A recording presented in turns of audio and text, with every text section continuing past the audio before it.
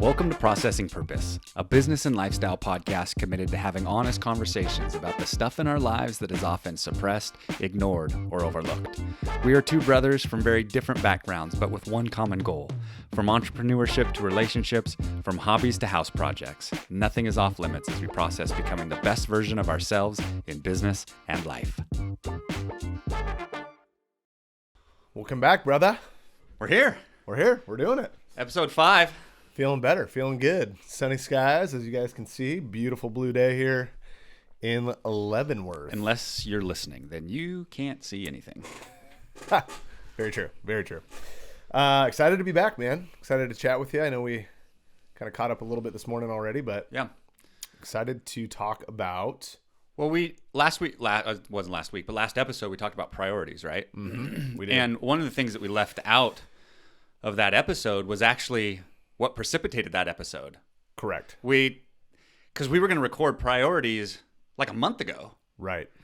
And what happened? Great question. So, we went through that podcast, and I think 2 days later, I called Luke, and I was like, I think I want to re-record this. And not from a standpoint of the content. Which we didn't do. Right. And that's part of our philosophy here is... We don't... Yeah, it's everything's raw. What it is, as it happens... Correct. Raw, uncut. And so I think we naturally landed on priorities in that moment because we felt at the time it was the topic to talk about. But what I had undiscovered was that I was lacking serious self-care myself. Excited to do a lot of new things, right? Like we've talked about getting into some barbecue stuff and doing this podcast. There's a lot of newness that is fresh and real and fun. But at the same time, I was ignoring my body, my spirit, my emotions to some degree. I don't know if anyone that's listening in has taken the Enneagram, but if you have, I'm a tried and true number 3. And a number 3, an achiever, knows how everybody else feels in the room but themselves. And so I wasn't checking in with myself enough. In fact, I would say the one thing I was not prioritizing was self-care through that short season there. And for me, the winter months can be a little bit gloomy, just internally. I fight through that. Luke's walked with me through a few seasons of that. But I needed to work out of that. I needed to find a way out of that. And so Luke actually asked me to share a little bit of that process and how I got out of it and how I snapped out of it. And I wouldn't say I snapped out of it. I think that's the wrong term. I worked my way out of it through intentional effort. And what I did was... Actually, we were supposed to record a podcast that Monday, and my issues, my lack of self-care, actually caused a lot of stress for Luke as well. We talked through that, and we shared our hearts through that, and that was really good and really healthy for our relationship. But I think what we fail to realize also is that a lack of self-care really starts to impact everything around us. Why? And I want you to keep going, but why? This isn't a isolated experience for you, and I don't mean to say that this happens to you often. This happens to everybody. Mm-hmm. Why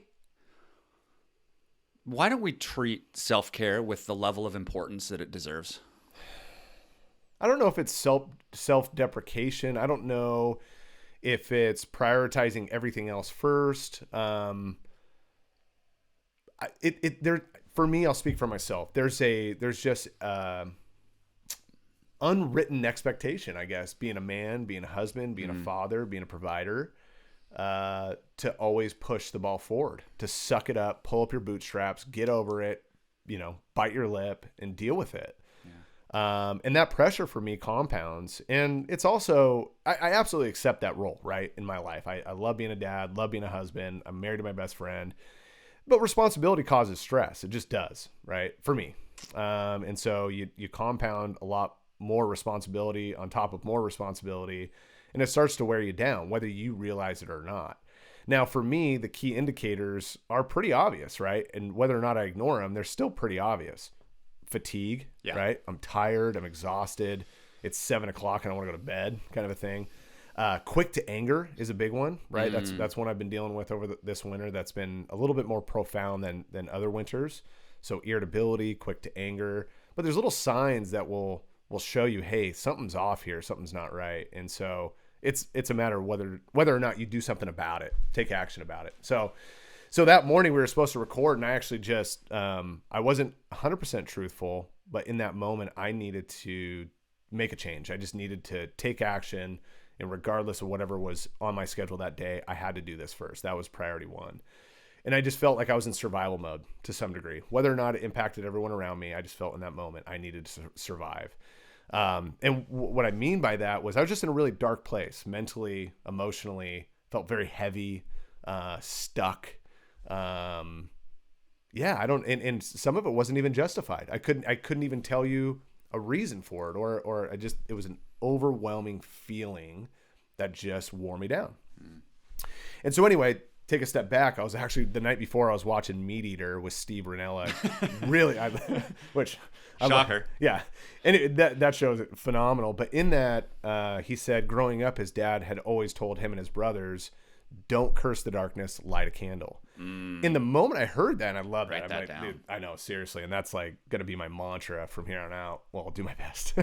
But it was an eye opener the next morning. That night, I just thought, oh, what a cool thing to say to your kids. You know what I mean? To help them persevere, overcome, and just be a positive light in a dark situation. And it just kept pounding me that morning. Pounding me. Now, I have faith, and I believe that's God just talking to me. I just do. I just feel like God is like, dude, here it is. Here's your signal, man. You need to make a change. And so for me, what I realized, I was an athlete growing up my whole life, but in adulthood, not really into sports too much. Exercised here and there.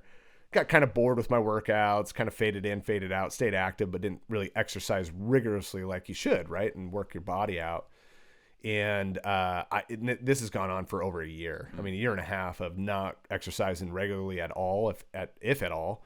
And I told you last week, I hadn't sweat for 4 months. My body had not sweat for 4 months. It's not good. I'm not a doctor, but I know enough to know that toxins come out of your sweat, and it's ultra healthy for your body to sweat that stuff out. And I just wasn't. So anyway, long story short, what did you do about it? I went and signed up for the gym. Yeah. Right. I made up every excuse not to before, but I said, it doesn't matter. I don't care what those excuses are. The gym's too dirty. The people, I don't like all the people that go there. Who cares? This isn't about that. It's about you. Even to the point of like, oh, I'm supposed to record with Luke this morning. No, you didn't. You just were like, hey, I can't do it today. And there was no explanation. Right. Which we talked through, and that was frustrating. And we talked through that for sure. But it was, I think that punctuates though. Yeah. Talk about this. The embarrassment, I shouldn't be worrying about my self-care. Like and that's why I asked the question, like, why do people not do this? I think those two pieces are connected. Why do people not do this? And you feeling like you couldn't tell me why you were canceling that morning. There's almost like a level of like, I don't want to tell people about this because I shouldn't have to. Or for me, it was more, I don't want to exhaust you with this. Sure. Right? We've been talking about this for a while, or we've been talking about it seasonally for a while. And I just don't want this to be kind of like, oh, here we go again kind of scenario. And so, yeah, for sure. It was definitely to avoid embarrassment. No doubt. Yeah. So you recognized you needed to make a shift in priority. And instead of going, oh, God, I can't do it because of this, because I made this commitment, you went, actually, no. This is so that I can live longer. Like, is there a bigger priority than that?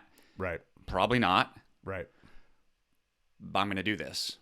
And Luke, honestly, I know that making that decision in that moment, whether it was uncomfortable or not, embarrassing or not, I know that if I'm back in a rhythm, taking care of myself the way I should, I'm just going to be a better version of myself altogether. Yeah. I'm the guy that will show up on time. I'm the guy that won't cancel on you. I'm the guy, you know what I mean? Yeah. There's a synergy that comes with a holistic approach to life and making sure you're counterbalancing that the best way you can. And I think as providers, as and I hesitate to even say as men providers, I don't want to paint this in a sexist way, but there's an element of bravado that kind of comes along with it, meaning I shouldn't have to do this, or I'm stronger than that.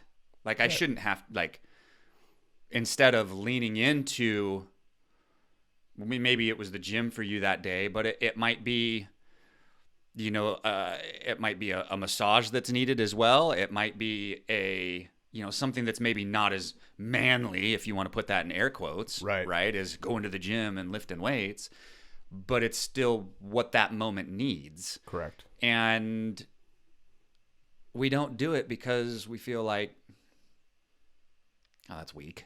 Right. Right. I don't know what the actual language that's going on in your mind or in our listeners' mind, but we like disregard that impulse. We don't even give it energy. Well, what happens when you're a new entrepreneur, right? You've stepped out of your day-to-day job. You're like, all right, I'm an entrepreneur now. I'm going to grind this thing out, right? And you've heard from countless mentors that say, once you're in 110%. No excuses. Pull up your bootstraps. Get it done. Do not let yourself or anything else get in the way. Yeah. What do you say to those people? Because I think I take a step back for sure and look at the trajectory of my career so far. A lot more to go here. I'm not, we're still fairly young, we're still paving the way here. But I look at the rhythm of life and I realize that's not only impossible, it's improbable, and it's really unhealthy. Yeah. I really wish I could have redone my first 3 years for sure. If I look back now, I accept that I can't. I'm going to make better decisions going forward. But I wish I could relive that and say, Gavin, you know what? Take one step at a time, execute, give your effort every day, but go enjoy your life, right? And fill your cup every day too. Don't make this out to be, a kind of a narrow road, so to speak. Honestly, I think it's a generational thing. I think if you put all of the, you said mentors, but all of the coaches, the people that would have that kind of mantra of grind and hustle. Right. If they are younger, they learned it from an older generation, or they're an older generation. And I think you and I'm 42, you're 38. And I think you and I were right at kind of a tipping point, if you will, between our parents, our parents' generation that was very grind central. Like they were either blue collar or from, industrial revolution and what followed that. And it was all about just keep your nose down and work. Right. Not a lot of emotional intelligence, not a lot of, self-care wasn't even part of their language. In fact, my mom even went as far to say is they never allowed each other to go have fun by themselves, ever. Yeah. And so you have right at about our age, I think, and younger, you have a generation coming behind that saw that. Correct. And went, that's not healthy. That's not a healthy way to do it. And so we're seeing now self-care, mindfulness, a bigger priority on the why and the how we go about it. So what would I say to those people? Like, it's kind of a maturity thing. It might be cultural as well. It might be arrogant to say, and certainly there's some cultural factors in there. For real, yeah. But like there's an amount of learning that comes along, and when you do take care of yourself, you recognize that your productivity, your ability to grind and hustle in those moments where you are giving it your 100% far exceeds than if you would have given it your air quote 100% without the self-care. Every single day, that's true. Every time. If you take care of yourself, you get more done. And don't get me wrong, there's gonna be moments where you feel like, oh man, should I be taking this self-care? I should be doing this. I should be doing that. Look, as you're building a business, you can work 24 hours a day, 7 days a week, and still feel like you're not doing enough. Yeah. So you've got to get through that. You've got to work over that hump and realize I've put in my day's work. I've put in the effort this week. It's time for me to go have some fun. You've got to do that. Have to. So for me on this topic, the bridge here was, we came from a discussion of priorities. Mm-hmm. a real life example of doing the uncomfortable and pivoting and making a priority, making something a priority that needed to be. Right. Now we're kind of arcing as we go into really what I think this episode's going to be about, which is kind of getting yourself back into a flow or out of a funk. Right. Which was where your head was at. You were in a space going, I don't feel good. Right. What do I need to do to get myself out of this? And you recognize the priority needed to shift. So where I'd like to spend this time now here for the next however many minutes we talk about it is we all recognize that there's moments that are like, we just don't have the juice, right? That could be we're sitting down to do a project. We know it's got to get done. And we just don't have the energy for it. We can't focus on it. Like, I call that a funk, out of a flow, right? Lacking inspiration, motivation. Blah. Procrastination is a good indicator for this. Like, you know, you have to be able to recognize that you're in that space. And so you have to become aware of your emotional flows, like how I'm feeling and when I perform the best. And it's like, oh, I'm not performing right now. What you talked about getting into the gym. What other kind of things do you do when you recognize, well, two questions. What kind of things do you do when you recognize you're in your funk? And two, what does funk look like for you? Yeah, funk for me, because I'm typically, I refer to my natural self as more of a jovial, cavalier type of an individual. But when I'm in a funk emotionally, I'm a pretty emotional guy. So I run the full range of emotions from pissed off and sad to happy and screaming and going crazy. Luke has seen all of it. But I am, and I recognize that. But for me, a funk is a really dark mental emotional state where I feel everything feels very cloudy, unclear, and I just feel sad. That's the only way to describe it. Now, someone would be like, "Man, you sound depressed." Well, yeah, I think it would be categorized probably as that. Communicated that way in that moment. Yeah, and there's been moments where maybe even a short-term depression, but I always correlate depression as a long-term chemical imbalance to some degree that needs medical attention. Have I gotten there? I don't think so. I think I'm okay today, but nevertheless, I think we can all become subject to that fairly quickly if we don't take the right steps to take care of ourselves. I believe that's all eminent for all of us if we don't do those things. So some of you out there are really good at that. Keep doing those things. Don't stop. Keep putting yourself first in that regard in terms of your health. So when I get into that space, I'm just going to share something that I've learned recently that's been really profound and effective. So I watched a documentary. I may have already mentioned this before, but I watched a documentary by Jonah Hill on Netflix called Stutz. Yeah. It's about his therapist and his relationship with his therapist. And it tells his therapist story a little bit as well, but it's really good. But what he does is he shares tools, tips, ideas, and tricks around psychology to help you cope with life, right? And Jonah Hill was so thoughtful in sharing this with the world because most of the world's never going to have those tools to be able to use. So anyway, in that, what he described, it was perfect timing for me. But what he described is when you get to a place where you feel like your life is out of control or you don't have any control over your circumstances, he said you can always work on your life force. Your life force consists of basically 3 relationships. Your first relationship is to your own physical body. That's why I started where I started 2 Mondays ago. Sure. And I just went, okay, my physical body's my relationship to it is not good. It's very unhealthy. So I have to, I can control that. Let me take charge on that right now. And look what's happened already. I'm already starting to feel better and come out of that. And I'd say I'm still coming out of it, right? I'm not 100% yet. I still feel like I'm pulling myself into a much healthier headspace. The second part of that is your relationships to other people. He claims that you going out to lunch, it's funny because we've all probably been in this situation. You going out to lunch with a mundane individual you find no interest in is actually way more emotionally healthy for you as a human being than going to lunch by yourself. Okay. So just the simple interaction, the connection to human beings, and the scientific research shows all over the place that our brain development has a lot to do with social interaction. Or there's definitely a direct correlation, if anything else. And then third is your relationship to you, right? And how you feel about yourself in general, how you pursue the world, how you see the world. your perception overall. And so checking into those three things that you have control over, start there, right? And build from there. And I can't tell you the end result of this, but I can tell you where it started and how I'm feeling now. Yeah.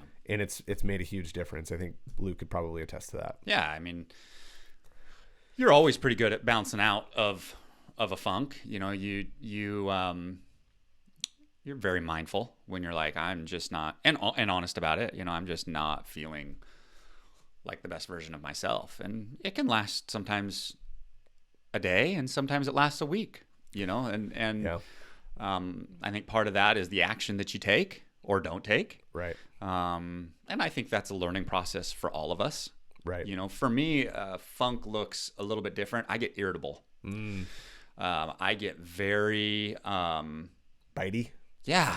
Like, let's fight.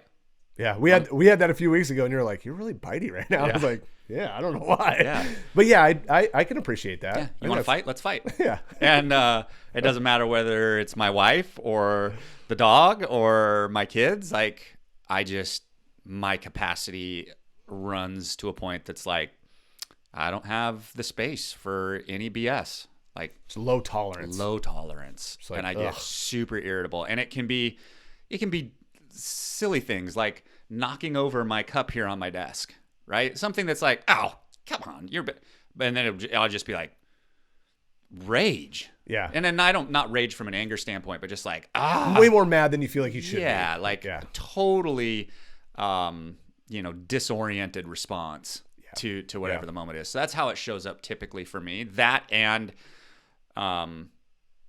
inability to focus on what I know needs to be focused on. You know, when it comes to work. Is your head spinning on those things? No, it's like it looks for an escape. Oh, sure. The eject button. It's like I want to watch a show. I want to, get mind lost on Instagram Reels or something like that and just kind of zone out. I'll notice that I just don't want to pay attention. And part of that could be, that's not always a result of being in a funk. Sometimes that means that you're doing the wrong work, and maybe that's something for a different episode. But for me, it'll show up in that way as well.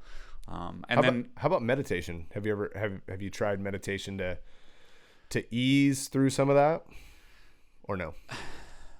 So meditation is something that I have been efforting to make a more consistent part of my day-to-day life. I want to meditate 10 minutes a day, which is in the grand scheme of things, it's such a small ask, right, of myself. And yet I don't do it, not consistently. Like if my consistency is probably like twice a week, and I'd like to do it every single day. And so I can't answer that honestly, like that's helped me, because I haven't been consistent enough to give you that result. I think it'll probably help. Yeah. Because meditation has so many benefits when you learn to control your mind, which is the point of that. Do you use anything, like when you do take time to meditate, is there anything you use to help? I do as well. What do you use? I use the Calm app. Okay, I use Headspace. Yeah, so it's the same idea. Thing. But helpful to help facilitate, because on my own, I kind of don't navigate it well. But if I just turn that thing on and get going, it helps. Well, it gives you a framework of what meditation should look like. Yeah. Right? I think there'll be a point at which I don't need it. And need might be a relative term, but there'll be a point at which I won't use it just because I kind of have it figured out what I need to do. But it gives you a great framework. Like, okay, put your mind here, think about this, do that. And it kind of shows you the rhythm of what transcendental meditation looks like. And so I think that's helpful for me, and gives you different topics and stuff like that. So yeah. How do you recharge? Like right now, even though you're moving toward that, you're efforting toward that. What do you currently do right now that helps Luke recharge or refuel? That's not an easy question to answer. I'm glad you're answering it this way, though, because you're being very truthful about it. I'm not great at recharging. Okay. So the things that, when I'm in a funk, the things that I know I have to do as kind of like, let's start here and see how I'm responding, is I got to get outside of some kind.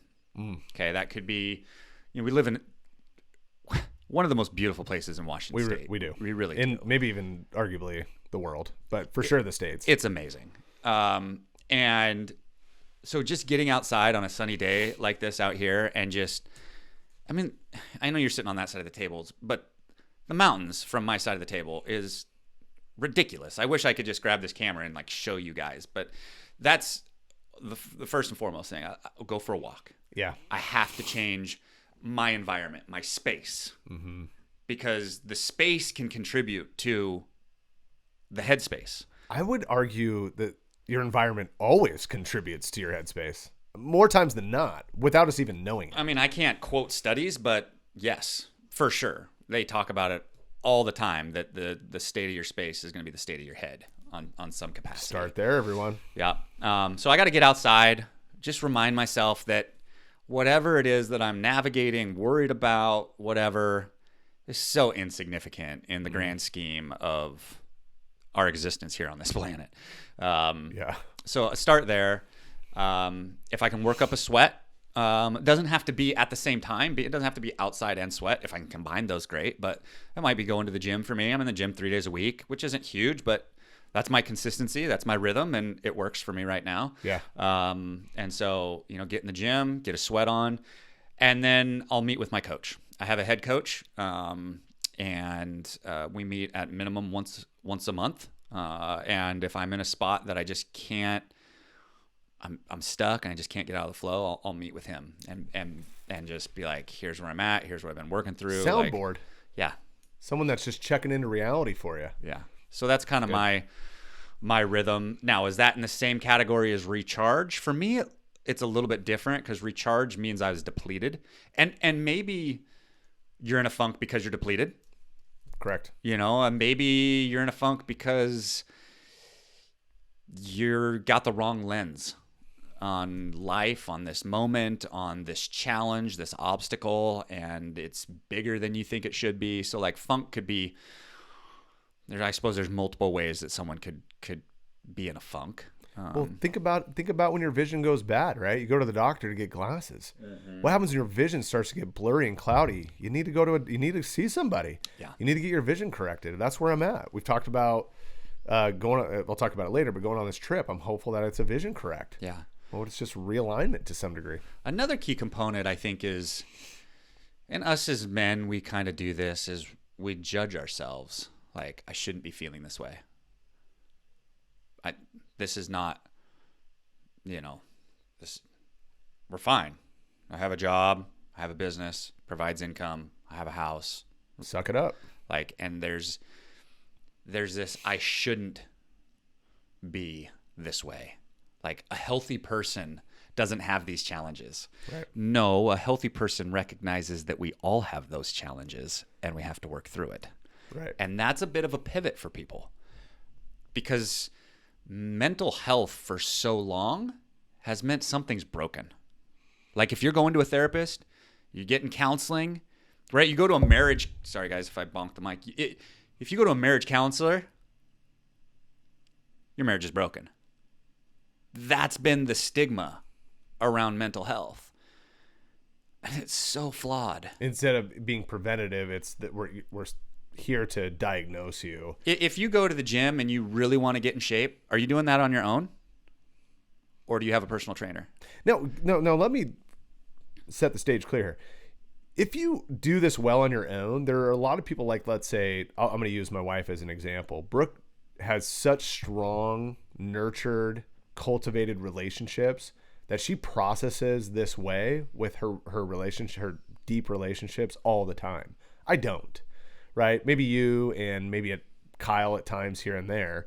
But point is some of you are really good at this already. Some of you are really good at soundboarding and checking in and making sure that you're thinking and feeling the right way. But some of you are not. And I'm going to push back. You think most people are not? And I know Brooke's going to listen to this, but I'm going to push back. Like, yes, I think there's value in having these discussions with the people that you love. I think it allows everybody to understand what's going on. I think it gives everybody an element of increased grace for you. But you have to remember that the people that are around you and that love you, they bring baggage in. And not baggage from a standpoint of drama, but they have a lens for you. They have a long view of where you've been, who you were, what you're coming to this moment in. if you go and you're talking to somebody that this is what they do, I call them a head coach. You can call them a counselor, a therapist, a psychologist. I don't care what you call them. They're there specifically to talk and work through this moment. They're not there to encourage you. They're not there to make you feel better. They're not there to tell you it's going to be okay. They're there to help you work through what it is that you're working through. And so they show up with no skin in the game. They don't care if you're their friend. They don't care if you like them tomorrow. They're not worried about how you're going to treat them at church on Sunday. Their advice and their ability to be that soundboard far exceeds what any friend can be. And that's not just from a training standpoint. That's from a ability to be neutral standpoint when they meet you in that moment. And so I would push back. Like, I don't think that that's wrong to have those conversations with people. I just don't think it's enough. Yeah, I may need to explore coaching a little bit more because I have not experienced that yet. My coaching relationships have eventually gotten to a point where I've felt all of those things that I should not have felt. Now, part of that's on me because I'm an emotional person, but part of it's like I'm starting to feel their agenda pushed on me, and I just felt like that wasn't a stance of neutrality. But yeah, I would agree with you, right? And I'm not saying it's a linear do this or do that, but I'm just saying some of us do this better than others. That's where I'm coming Absolutely. from. Yeah. Some of us have a more inclination to it. Yeah. You know, they naturally talk about what's going on, and some don't. I want to push back just because I don't necessarily want to give people permission. It's like, well, I talked to my best friend about this. Yeah, and they said I'm fine. Yeah. Great. Yeah, but agreed. I would challenge you, is that enough? And maybe it is, and I can't make that decision for you. But in my observation, rarely is that where it should end. Let me ask you this question. How do you know it's not just how do you know it's not you wanting to pivot, right? Versus a funk, right? Because we go through these little funks, ins and outs of life and being tired and exhausted and bouncing back. But then there are moments where we go, okay, now I'm fully avoiding this thing. Now this isn't, now I'm going a month into this funk. And it's starting to feel a little bit bigger than that. So fantastic question. How do you recognize that? Well, I think the first thing you have to do is start where you started, and that is there cognitive dissonance? Ooh, right. Explain that, because I think some people might not understand that term. A belief you have in which you're not living. True. Okay. Or convincing yourself all of your decisions were right. At its simplest, it's I believe that I would be the best version of myself if I was doing this, and I know I'm not doing this. Right. That creates funk. Right. Okay. So you have to start there. Am I doing those things that I know I should be doing for my family? That I know I should be doing for my health? That I know I should be doing for my spiritual wellness, if that's important to you? That I know I should be doing for my business and my staff and my employees and my neighbors? Like, not just giving so I have nothing left, but am I in alignment with what I believe to be the best version of myself first? Am I checking those boxes, right? Like you said, is my relationship with my body, my relationship with others, and my relationship with myself, am I doing the work there first? Can I share a quote real quick? Yeah. And I can't remember what author said this, so I apologize. I once I realize this, I'll figure it out and I'll get it up there. But he said, what was it? Accountability saves us from the poverty of our intentions. Gonna have to think about that one for a second. So in other words, we hold ourselves accountable, or we have accountability around us because we always mean to do well. Our intentions are well. We always mean to do our best every single day, but unfortunately, I like that. They aren't, and we don't. Say that again. That's so good. Accountability, or you could say accountability or process. I've heard it both ways. Accountability or process saves us from the poverty of our intentions. Either way. So that's where I'd start, right? Are you being accountable to your intentions? Mm-hmm. Okay. Now, if those boxes are checked, well, then I think the default you have to start going is, okay, am I doing the right work? Yeah. Am I giving my energies now to something that is of worth, is of value, that I believe in, that I can stand behind, however you want to classify it, right? Am I doing good work that I feel is changing the world? Right. then you can come back to those things. But you have to start with, am I in alignment? For sure. Right. Yeah. There's a old Japanese, I'll look it up later. Sorry, I'm rabbit trailing here. So we'll go right back to where we were. Oh. But there's a Japanese philosophy around this, basically to get you to your life's purpose. There's all these factors that align. So we'll talk a little bit more about that in another podcast. But Are you talking about, is it Kaizen?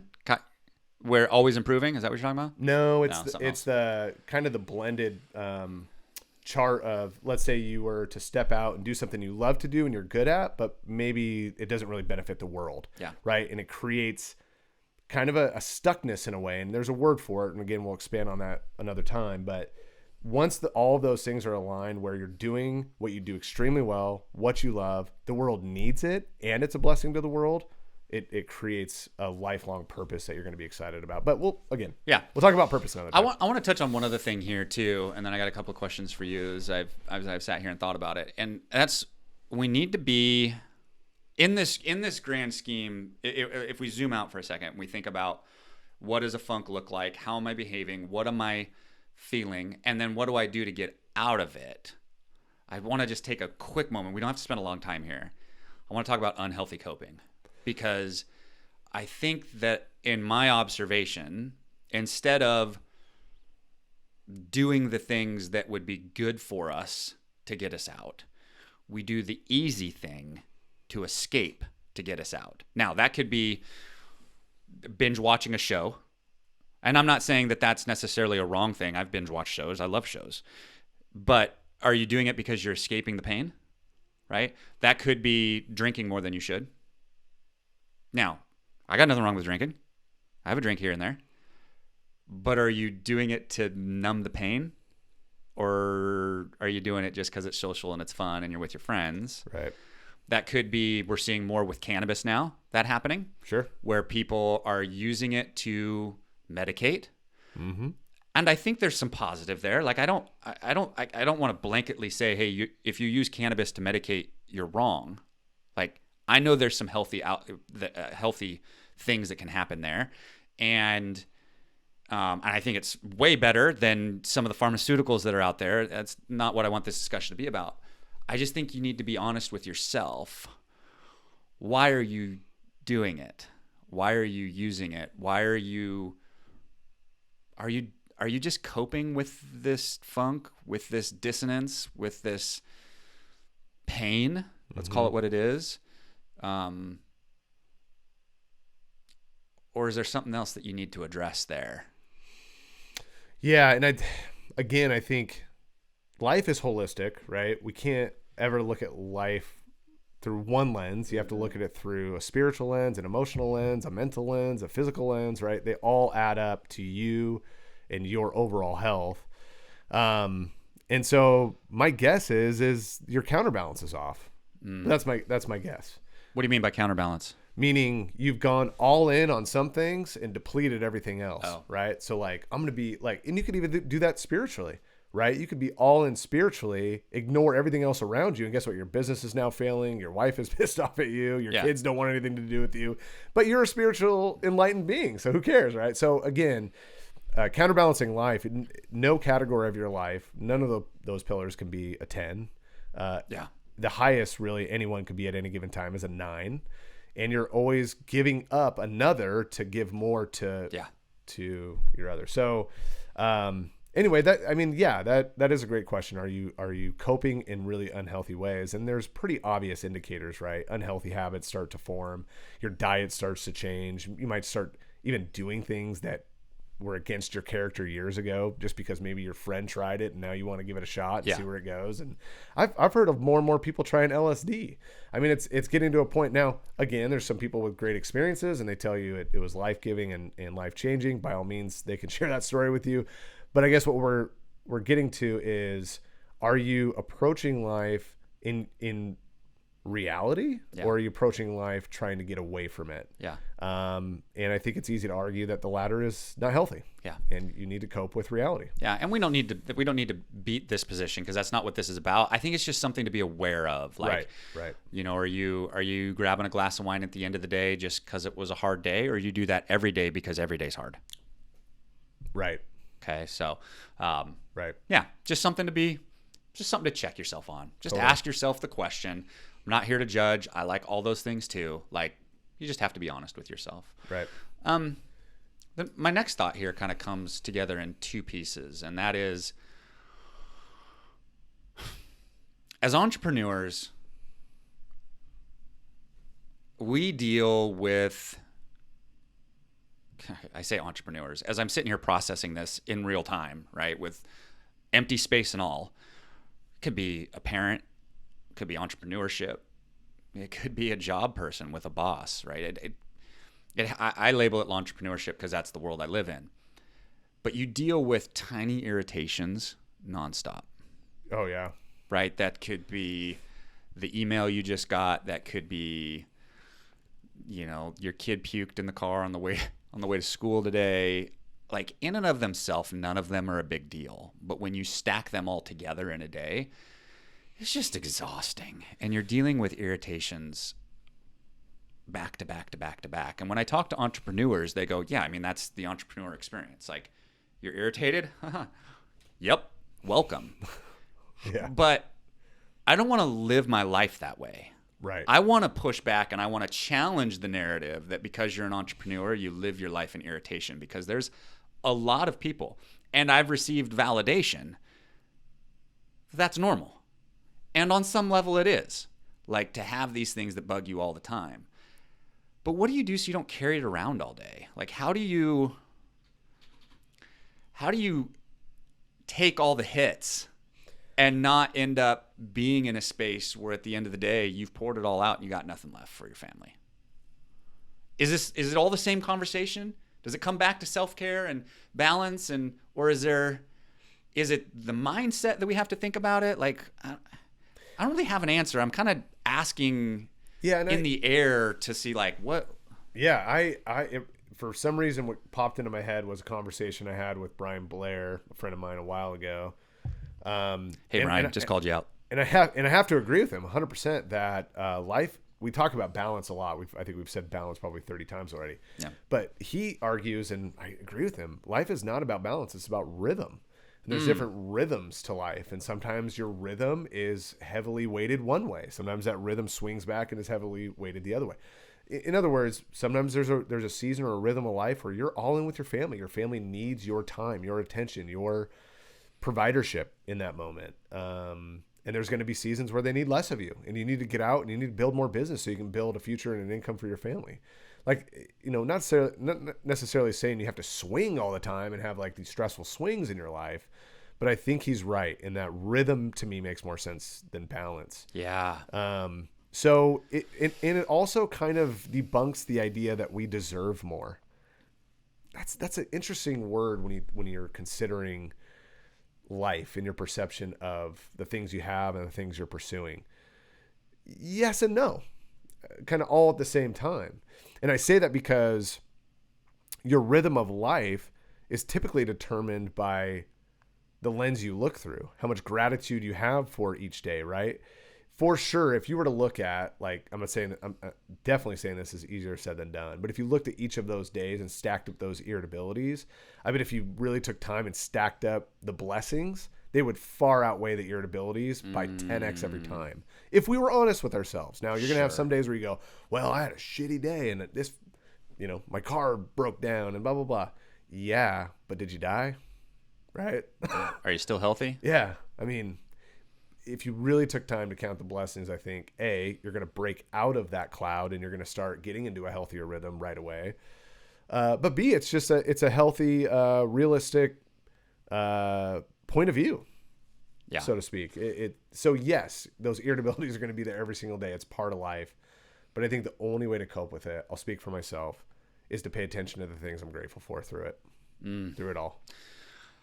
I love that. And I think, as I heard you, as I asked the question, even without an answer in my mind, and then heard you talk about it, like, the other thing that popped into my head is, if I'm ending up at the end of the day, like, smoked, and I look back and there wasn't some big event that depleted me, but it was just little chinks all day. Like, none of it was a big deal, but you put 10 of those together and you're just exhausted by the end of the day. Right. it could be, and I'll speak for myself, but it could be just a sign that you're depleted also. Right. When you are refreshed, recharged, your capacity is at full, your ability to absorb and let that stuff kind of roll off your back and not be that big of a deal is so much greater. And I think this is, for me, and I'm sure for you guys on some level, like I notice this the most with my kids. What I mean by that is when I take time away from me, for me, not from me. Oh, take time away from me. That'd be an interesting experience. Take time away from me. Like Holly and I just spent the last few days in Whitefish, just her and I. When we came back from that, my ability to deal with my kids' drama, complaints, whines, requests, being kids. Right. I felt like I could laugh, I could smile with it, like I had a little bit more capacity, a little bit more space to deal with it. And when that stuff's stacking up, for me, that says it's time to get away. It's time to change the rhythm, if you will, right, of what we're doing. And the rhythm for Holly and I needs to be, we got to get away from it monthly. Your rhythm might be different. Right. Might be weekly. Do you feel might be quarterly? Do you feel it's relative to the amount of stress and responsibility you have in your life? Like the frequency? Right. Of self-care. Like, do you need more of it given you have a lot of responsibility on your shoulders? Like, I mean, I have no data that suggests so, but my gut says yes. Yeah. I think it's relative. And you have to be the decider of that. You have to be honest with yourself. Yeah. Yeah, I think my gut says, yeah. I mean, the more high stressful paying job you have, the more kids you have, the more whatever that is, likely the more frequent you have to turn a little bit inward and go, what do I need for me to make sure that I can show up in the best version of myself, right, for my coworkers, for my staff, for my family, whatever that is. Yeah, it's probably real close to being a direct connection. Yeah, totally. We're at 46 minutes. What you got? Any other thoughts here? This has been a great topic. Again, I'm just thankful for our friendship. I hope all of you get a Luke in your life. I do. I hope all of you get a Luke in your life to just help navigate. And this is where I pivot to a pitch. You too can have me for only. No, the last thing I'll finish with, just a finishing thought that's been resonating with me over the last couple months has been, and it's around this topic, is you cannot always be in a perpetual state of harvest. We've talked about that before, meaning it's not always time to go clean up. You're not going to get results. Sure, that is the goal, right? We're in business, we're competitive, we're out there to make a difference, make a change in our own lives. But it's not always harvest time, right? We are farmers. We are planting seeds. There's time to water those seeds. There's time to plow the fields. There's time to do all of it, right? And you grew up around that environment, and you know that not only that, but your harvest is subject to Mother Nature, and that may or may not yield great results either. But you keep your hands steady, you stay consistent, you do the things you need to do, put the effort in for that day, go give yourself a little self-love, self-care every day to make sure you're reminded of that. And that's it. Yeah. Don't stay stuck in harvest. That's not a thing. Yeah. Stuck in harvest, stuck in prep, stuck in, right. I mean, you could define that in many, stuck in also the rest also. Like you got to push yourself out of that sometimes too, where it's like, no, it's time to get back to work. Yeah. So I love that. I mean, that's a natural rhythm of our existence. If you look at, you could go back as far as man. Yeah. And there's seasons when you plant, when you sow, when you harvest, and when you rest. And whether or not you have faith in an almighty God, faith is a part of business. There's a faith element to this. Yeah. You have to have faith that your efforts will yield results. You just have to keep pushing forward. Yeah. Love you, man. This was a good talk. Likewise. Yeah. Love you too. I hope you guys had got something out of this. Thanks for joining us. And we'll talk to you next time. Boom. See ya. Thank you for tuning in to Processing Purpose. We hope you grabbed a few gold nuggets to take one step forward in your journey of life and business. Please remember to like and subscribe our channel if you'd like to get more content to help you build and grow everything around you. Make today your best day. Today is day one.